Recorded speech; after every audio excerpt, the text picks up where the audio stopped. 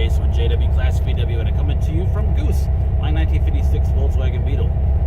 This is the fifth and final installment of the 2276 build. I hope you guys enjoy it. It's the final assembly and startup, or attempted startup. And here we go.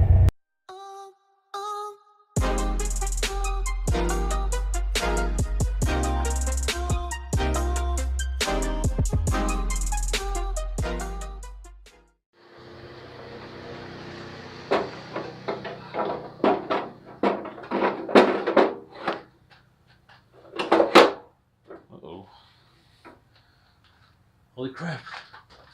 Start looking in it, guys. This looks like some tin on there. I think that it's still beautiful. A break-in oil cooler, or not oil cooler, but a break-in oil filter. Juliator, piece of crap, blah, blah, blah. Actually, probably not that bad, but you know what I mean. So I'm gonna stick this right down the hair. Actually, let's turn it over. Yeah, that would be better. Get this down here. Oh, not as hard as I thought.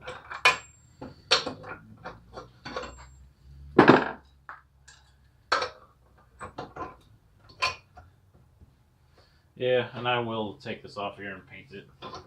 This knob's right now.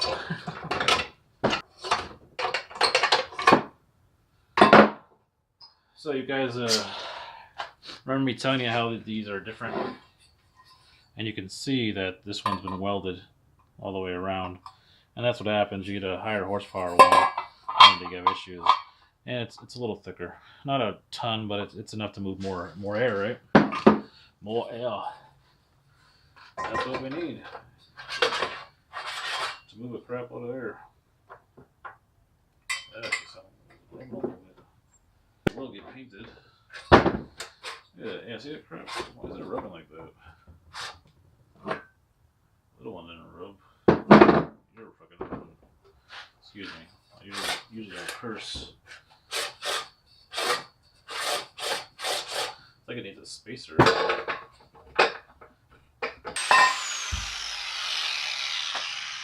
Oh.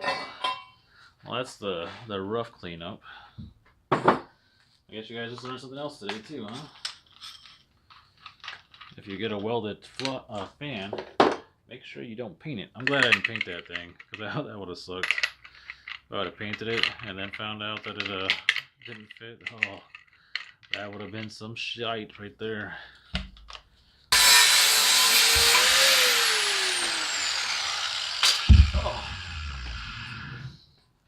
Oh. See what she does now. Bit chain, anyway. How bad do you guys want to see what it looks like with the carburetors on it? Because I can tell you, I'm super stoked. That 10 fits super good.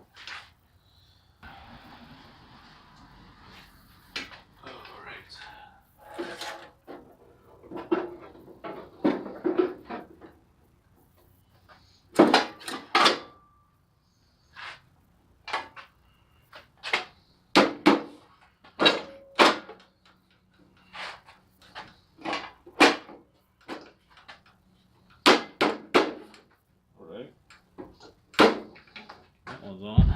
I'm looking over here. A little bit off. We got you.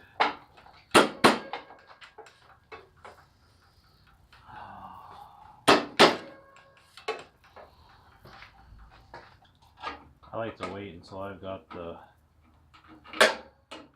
all kind of sitting there before I tighten them up.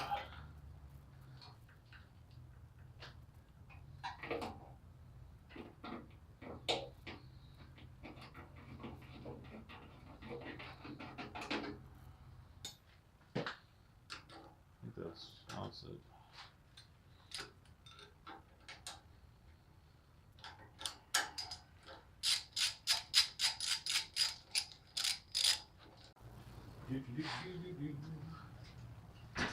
Yeah, with the sand seal pulley that's not on here yet, you gotta put some spacers in.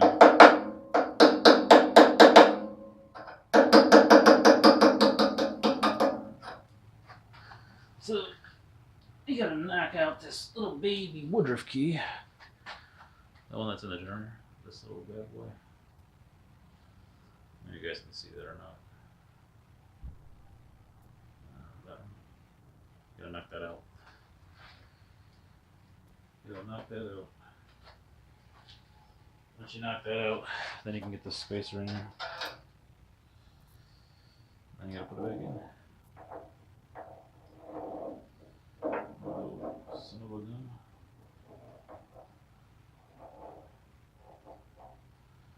Yeah, she really acts like she wants to go in there too. Yeah, there you go.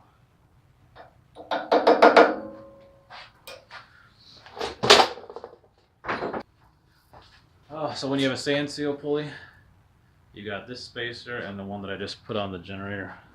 This one goes on here. Make sure you put it on before you put the seal on, because it may be a little difficult to get on after the seal's on. Oh, of course, MP. Oh, you're gonna make me notch that damn thing out, aren't you? It's tight. It's very, very tight. Let's see what she says. Oh, see, that one seems already like it's a little better. It's nice and easy, man. Let's just see if we can get her to go in. Oh man, it was wanting to go. It was wanting to go.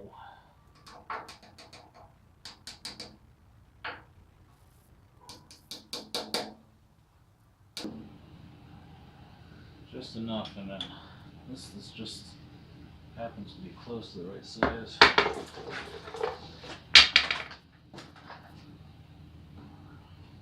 I need a little block of wood all the dang time, dude. Tools? You think you get tools around here? You're right.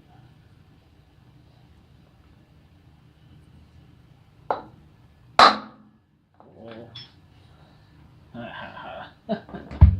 That got it.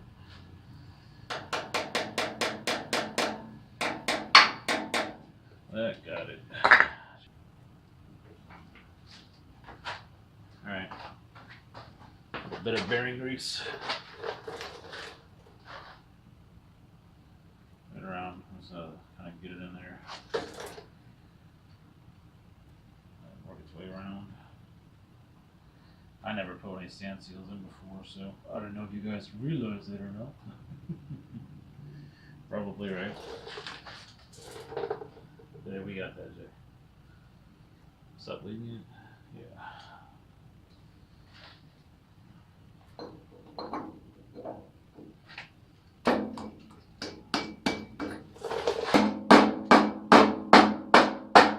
A larger bolt screw pulley. So here's the original and the new one. Ooh, come on, focus. Figure it out. There you go. Well, there you were. Now it's whatever. One's bigger than the other.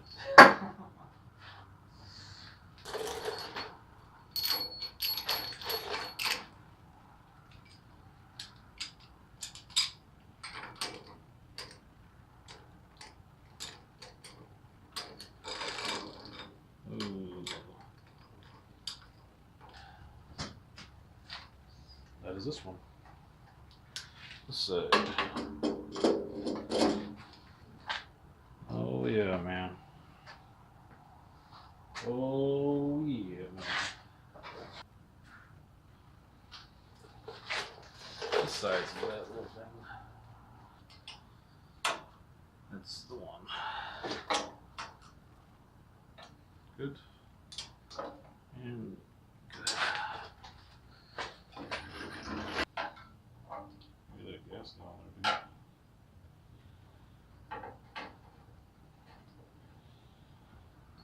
Come on, that was straight. Oh, money. That's what it takes to make grams come true, bro. I don't believe anybody tells you otherwise.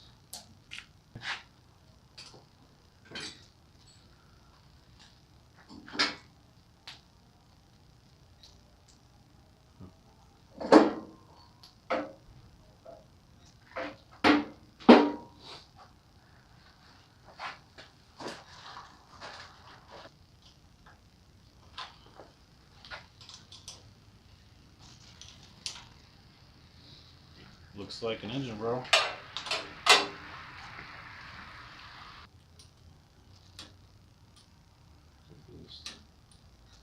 It's a monster. Let's check it out. Let's see how she looks. That's it right there.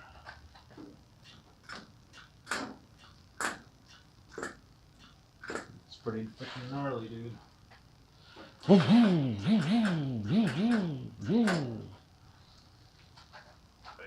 the insulator on here. Insulator, or you want to call it. Thing that takes vibrations out of stuff.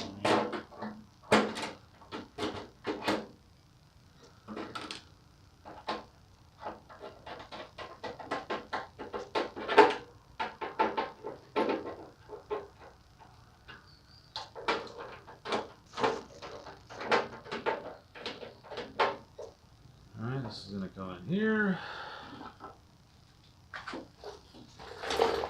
So what are we doing now?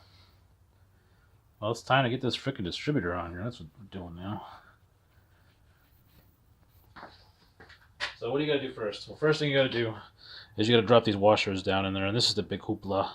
This is what everybody's concerned about. Is whenever you drop these washers down in there that you might not get them back, which is... that is a risk. That is a risk. What you want to do is you want to take some grease. I got some lithium on here. I'm gonna go ahead and take some grease and pack them really good with some grease. That'll keep them in place. And I just have some bearing grease here. This is some old bearing grease. I've had this forever. Some bearing grease here to get this started. So, like I was saying, just take some grease and just work the grease around your bearings, or not bearings, but these washers. And there's a spec on this. There's a spec on, you know, the kind of free play that you want to have in your distributor drive shaft. That's these washers provide. I just don't know what it is. I've just always known it's 2 washers for 1600. So that's what I put in there. So I just take my little rod I got here, and I just run them up, and I hold them with my finger. I look downside here with my light. Get this lined up. And I drop it down in. I'm sorry you guys aren't going to be able to see this, but there you go. Now, I've shown this before in so the other time I did distributor drive pulleys, and what I like to do is kick the engine up on a straight up and down line with that distributor drive gear. And that's what I'm doing right now. I think it makes it easier to drop it in there. The one thing that you do want to check is that you're actually on number 1 top dead center with your rocker arms.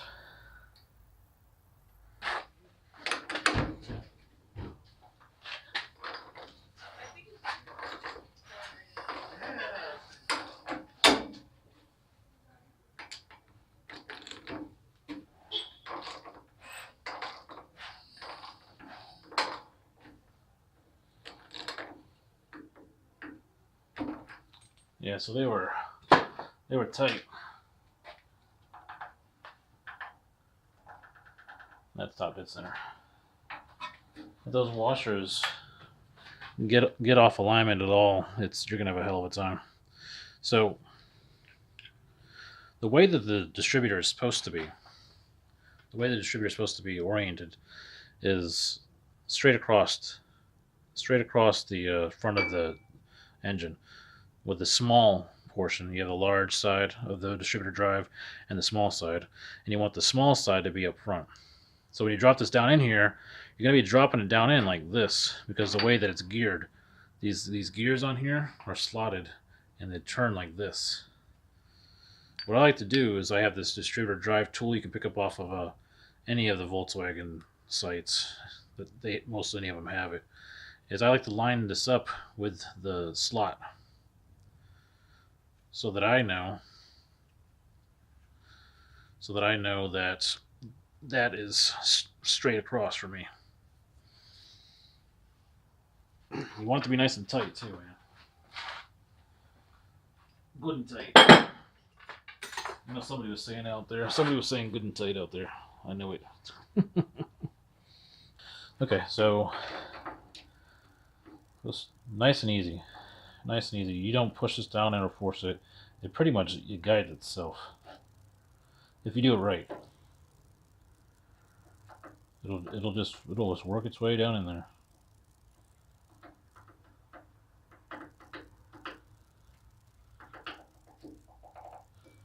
That's pretty close. That is pretty close. Let's take a look. Pretty close. That should be it.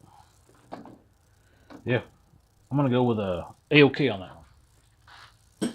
Now it might not be perfect. Don't strive for perfection with this here. You'll kill yourself. You can make up the timing on the distributor, but you can look down in there and see right where we are. And that's pretty straight across. Next is your anti-chatter spring.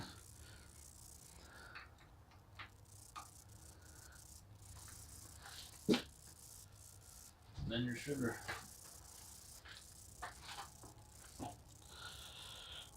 Distributor. I'm still running points and condenser right now. I'm not sure how well that's going to do.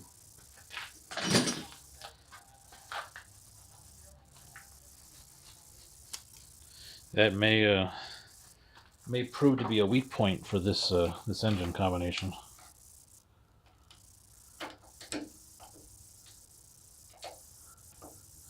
If it does, we'll deal with it then. These are my timing marks that I've lined up on here. Let's go ahead and tighten it down for right now. We'll static time it here in a little bit, but honestly, that should be enough to get her to fire up. Alright, remember, your coil, if you have a coil, goes to your negative side. Or your condenser, if you have a condenser, goes to your negative side. Time for some exhaust work, guys.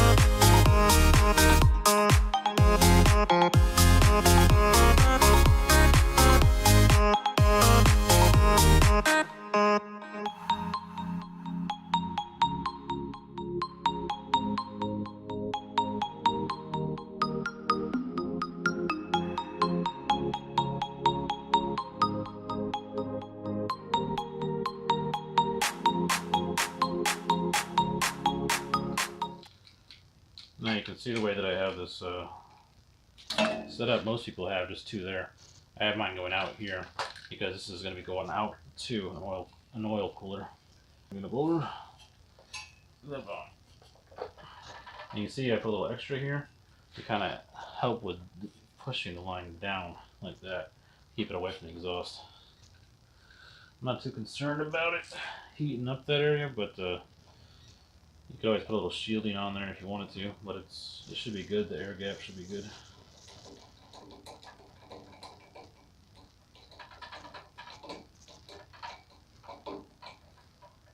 Good. Good. All right. And good and all the pressure.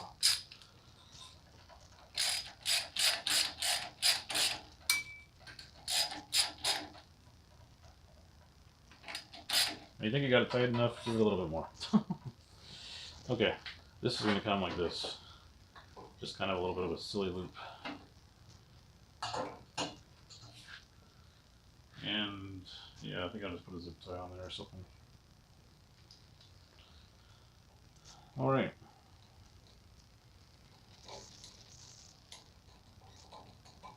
It's like a $5 Pure Later. You want to make sure that when you put this on, I'm sure you guys changed oil before, but you want to go ahead and put some oil on the actual seal.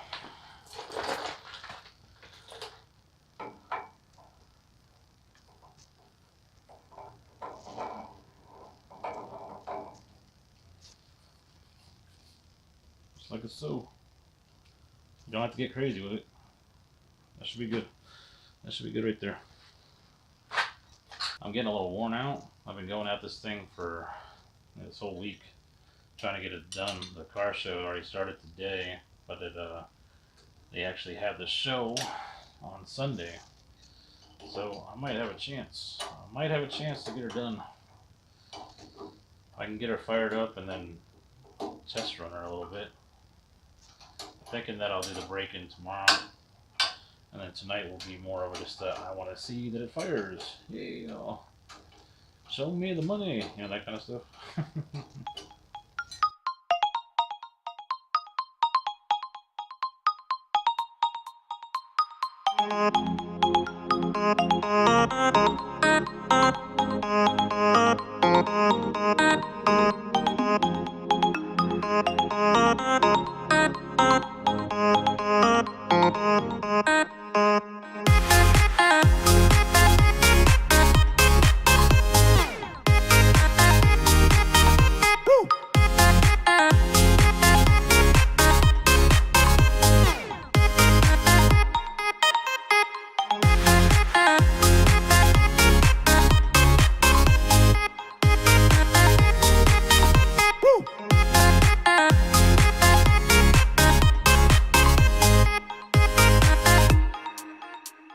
Morning, guys. It's about to go down. We do have some priming to do first, though.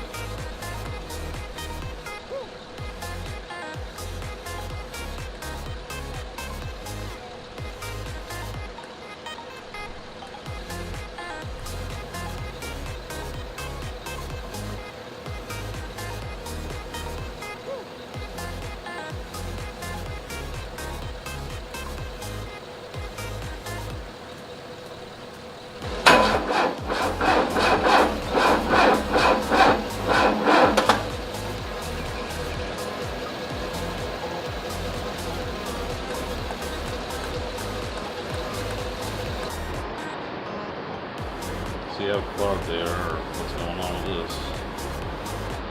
You got no fuel in there. What's going on with that? Yeah, these could use a rebuild. Ah, man, getting that crap right in your fingers. No bueno. This one was working pretty good. There's a little gasket down here. You want to watch out for that. If you lose it, it's going to be a bad day. Because then you're going to have to get some new ones. Little copper gasket.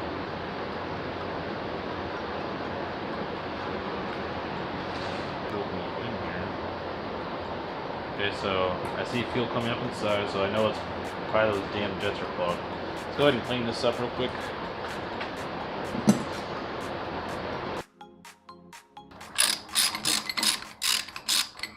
I was saying you want to be careful when you're taking apart these carburetors. The last thing you want is pieces to go down inside there. That would be a lot more time spent taking this apart.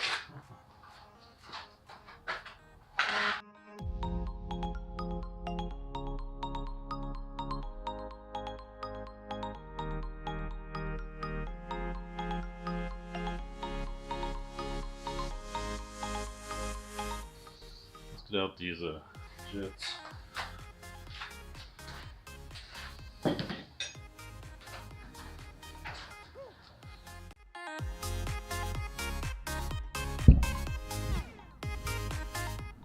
See fuel coming up into here, so that tells me the jets were the problem. I think these are not adjustable jets either. Maybe they could use a bath too. Let's take a look and see what's in there. What is this? See, that's a jet too. Let's go ahead and just take them out, man. So as you can see, it's cleaning time. It's cleaning time at JWClassicVW. So these little freaking jets here are clogged up pretty good, and I don't have the right tools for that. So what I just got a wire brush here. I'm gonna try to get it to help me clean this out. You don't want to stick anything too big down in there, man, because you can damage the squirter here. I'm sure it has a technical freaking name. I don't know what it is. It's what squirts the fuel. Squirts the fuel, man. It's what squirts the fuel. Hey, look at that. That one's unclogged. Miracle. They were all gunked up, full of crap. See, like, you don't want to use safety wire or something like that because it's going to be too damn big. You can get down on the inside here and kind of like clean out in there, but when it comes to the actual tip, I just grabbed a wire brush and it worked pretty good. Like this one's got all kinds of ones that are probably the right size. Get down there. I just fed it down in there. Clean the clean the tip off, man. Clean it out. All right. Run some brake cleaner or carb cleaner, whatever you get. Yeah, man, it doesn't take much bad gas to really hem me up when it comes to your carbs working right.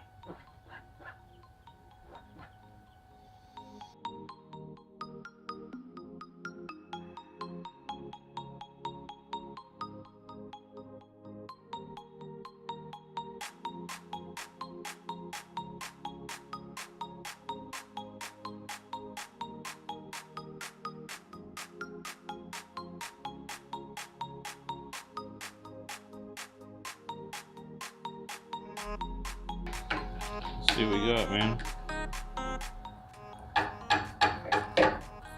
Hey. We're in business. We are in business.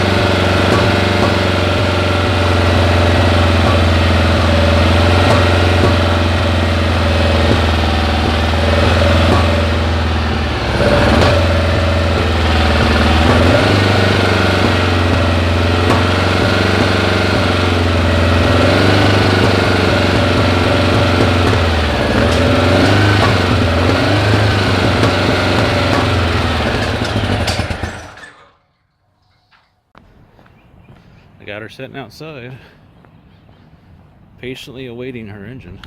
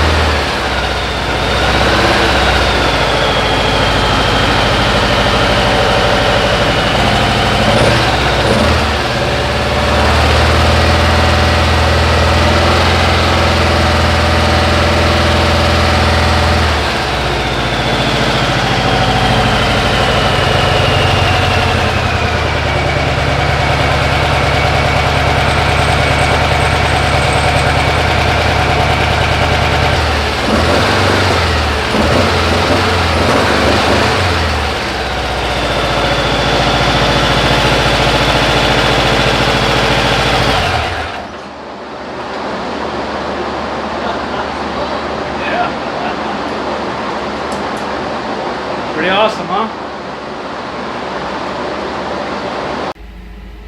Alright guys, you just watched episode number 5 on the 2276 big block budget build. There'll be some videos coming soon that kind of break down how much everything did cost. It wasn't the original $2,000 that I was hoping for. It's a little bit over that. What are we doing this weekend? Working on this weekend, I actually am doing some front end work. This car was completely built from the ground up, and I found some issues in the front end, and I'm gonna go ahead and go over that stuff with you guys, and how to set your alignment with the link pin type of front end, and what to look for when there's noises and things that don't make sense. So a little bit of brake adjustment too, and how to set your drums up so that you have your brakes where they need to be. And what else am I working? Oh, I'm doing some temperature testing this weekend. I want to kind of find out how much that oil cooler is helping me out. That external oil cooler, the one you hear in the background right now. You hear it? That thing works great. Keeping my oil cool. I'm gonna go around with my infrared gun and do some temperatures before we run it. At about 15 minutes of running it, and then I'm gonna do a longer run for about 45 minutes to see what our temperatures are at. So that should be pretty interesting. All right, guys. Thanks for joining in. Make sure to hit that bell to get notifications on any future content that comes from me. For all my new subscribers, thanks again for joining and watching and come along with the journey with Goose and I. And I'll see you guys in the next one. This is Jason from JWClassicVW, and see you next time.